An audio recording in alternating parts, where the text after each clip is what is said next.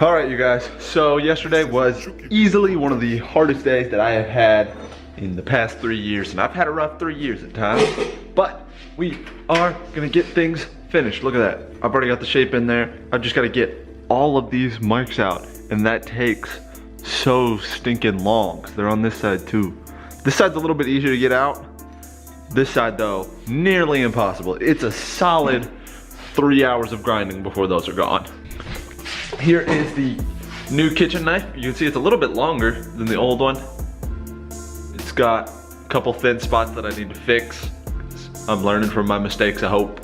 So, and then behind me is the kitchen knife that I ruined, all dressed up as something new. So here we have the original kitchen knife. You can see I redid some work on the tip, put a handle on there. Had to fix up the grind lines and everything, but it's suitable as a knife now, so I'm just gonna hold on to this one. It's just gonna be for me. I'm gonna fix it up and make it pretty.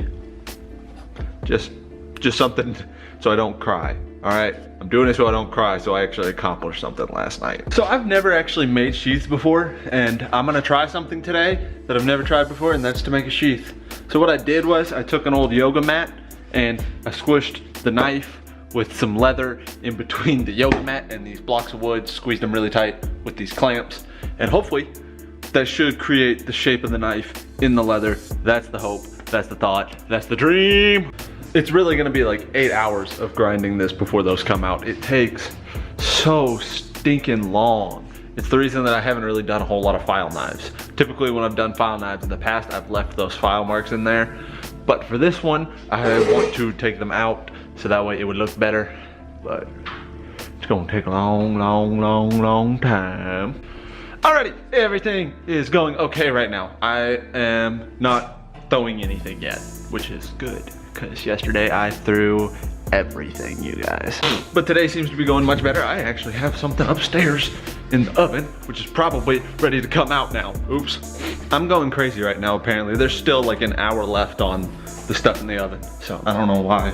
I thought it was ready to go already. So for those of you wondering why I'm always wearing my earbuds when I'm down here, what I'm listening to is actually either The Office or Parks and Rec. It is literally always on. I don't stop. If you watch Parks and Rec, I recommend you go watch it. It's another one of my favorite shows. But I always describe myself when people ask me to explain what I'm like personality-wise. I'm like what would happen if you took Andy Dwyer, which is Chris Pratt's character, and mixed it with Ron Swanson. I'm a lovable goofball who hates the government. Sorry. So the answer to yesterday's vlog of how many knives can I ruin, you guys thought the answer was 2, didn't you? Nope, it's 3. So right here you can see this got a slight warp this way, as well as there are some waves in the blade. Clamped it up, hoping that in clamping it, I can fix those warpages. Probably not though, it's probably ruined again. Yay! So if you guys look down this blade, if I can get this thing to focus. Nope, it never focuses on what I want it to, does it? Focus, focus.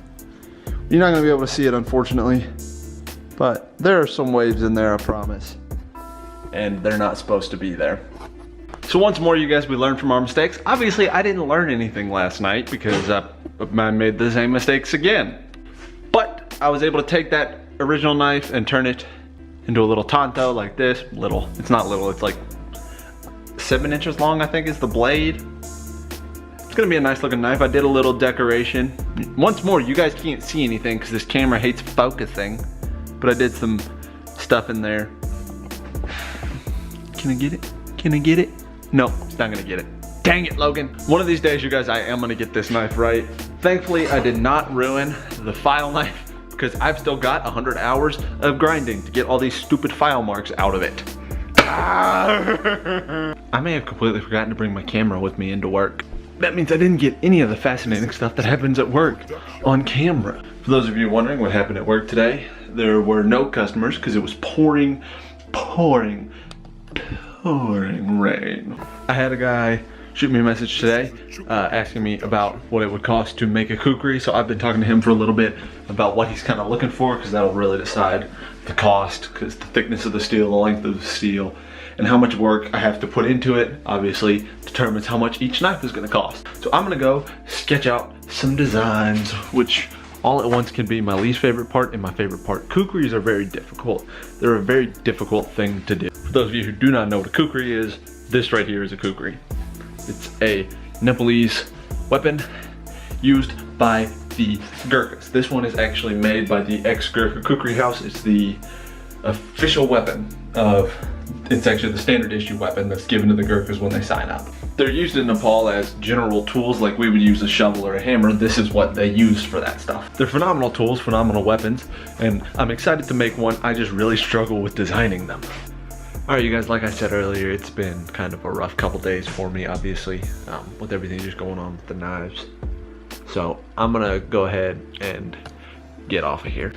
I know I said there was gonna be a live stream Tuesday, which is yesterday for you guys. I know I didn't get one out for you.